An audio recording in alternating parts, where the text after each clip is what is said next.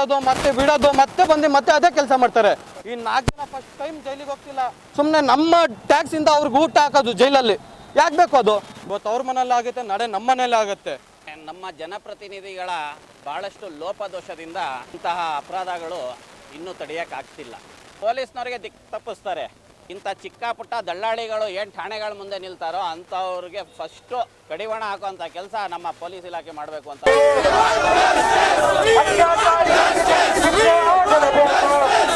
ಬುದ್ಧಿಮಾಂದ್ಯ ಮೇಲೆ ಸಾಮೂಹಿಕ ಅತ್ಯಾಚಾರ ಘಟನೆ ಖಂಡಿಸಿ ಇಂದು ಹಾಸನ ನಗರದಲ್ಲಿ ಪ್ರತಿಭಟನೆ ನಡೆಸಲಾಯಿತು.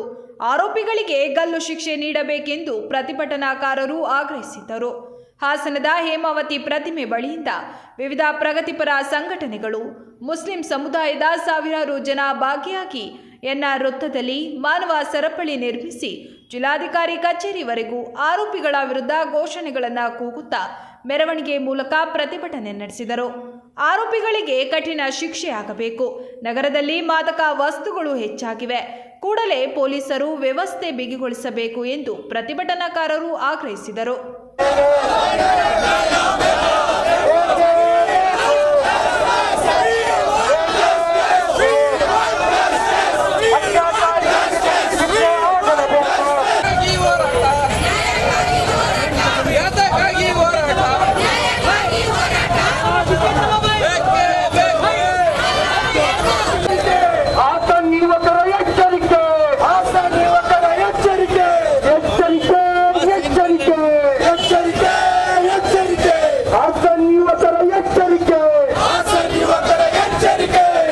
ಇವತ್ತು ಪ್ರತಿಭಟನೆ ಮಾಡ್ತಿದ್ದಾರೆ, ಸ್ವಾಗತಾರ್ಹ.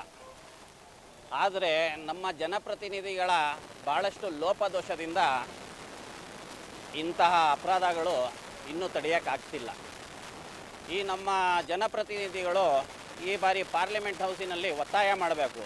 ದಯಮಾಡಿ ಪ್ರಧಾನಿಗಳೇ ಒಂದು ಪ್ರಬಲವಾದ ಕಾನೂನು ತಂದು ಇಂತಹ ರೇಪೇಜ್ಗಳಿಗೆ ಗಲ್ಲು ಶಿಕ್ಷೆ ನೀಡಿ ಅಂತ ನಾವು ಈ ಮುಖಾಂತರ ಕೇಳಿಕೊಳ್ಳುತ್ತೇವೆ. ಎರಡನೇದಾಗಿ, ಯಾವುದೇ ಒಂದು ಅಪರಾಧ ನಡೆದಾಗ ಕೆಲವರು ಯಾವ ಮಟ್ಟದಲ್ಲಿ ಇರ್ತಾರೆ ಅಂದರೆ ಠಾಣೆಗಳ ಮುಂದೆ ಅವರು ಮನೆ ಮಾಡ್ಕೊಂಡಿರ್ತಾರೆ. ಯಾಕೆ ಅಂದರೆ ಪೊಲೀಸ್ನವರಿಗೆ ದಿಕ್ಕು ತಪ್ಪಿಸ್ತಾರೆ. ಸರ್, ನಿಮಗೆ ಇಷ್ಟು, ಇವರಿಗೆ ಇಷ್ಟು, ಬಿಟ್ಟುಬಿಡಿ ಅಪರಾಧಿಗೆ ಅಂತ ಹೇಳ್ತಾ ಈ ಅಪರಾಧಗಳು ಹೆಚ್ಚಾಗ್ತಿದೆ.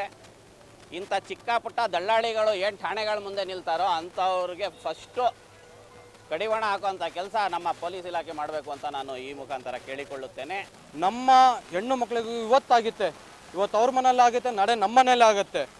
ಯಾಕೆ ಅಂದರೆ ಮೊನ್ನೆನೂ ಹೇಳಿದ್ದೆ ಗಾಂಜಾ ಅಂತ.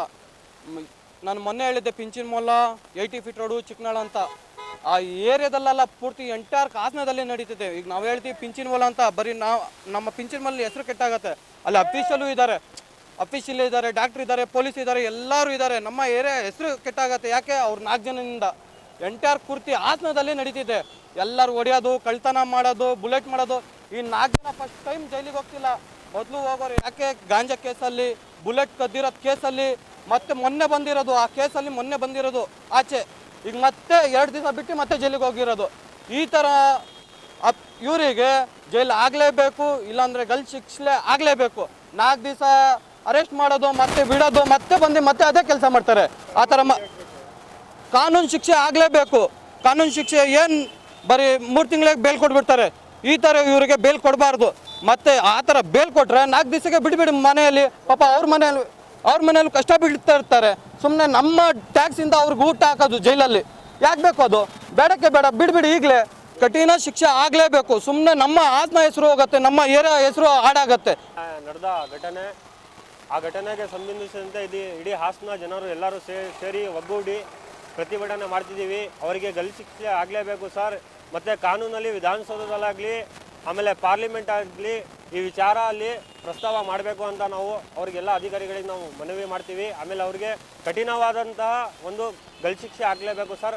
ಯಾಕಂದರೆ ಎಲ್ಲ ಮಹಿಳೆಯರಿಗೆ ರಕ್ಷಣೆ ಬೇಕು. ಇಲ್ಲಿ ಮಹಿಳೆಯರು ತುಂಬ ಓಡಾಡಿಕ್ಕೆ ತುಂಬ ಅವರು ಹೆದರ್ತಾರೆ, ಭಯ ಪಡ್ತಾರೆ ಇವತ್ತು ಆಗಿರೋದು ಘಟನೆಗೆ. ಅದಕ್ಕೆ ಎಲ್ಲರಿಗೂ ಆ ಭಯ ಅವರು ಮನಸ್ಸಿಂದ ಹೋಗ್ಬೇಕಂದ್ರೆ ಅವ್ರಿಗೆ ಗಲ್ಲು ಶಿಕ್ಷೆ ಆಗಲೇಬೇಕು.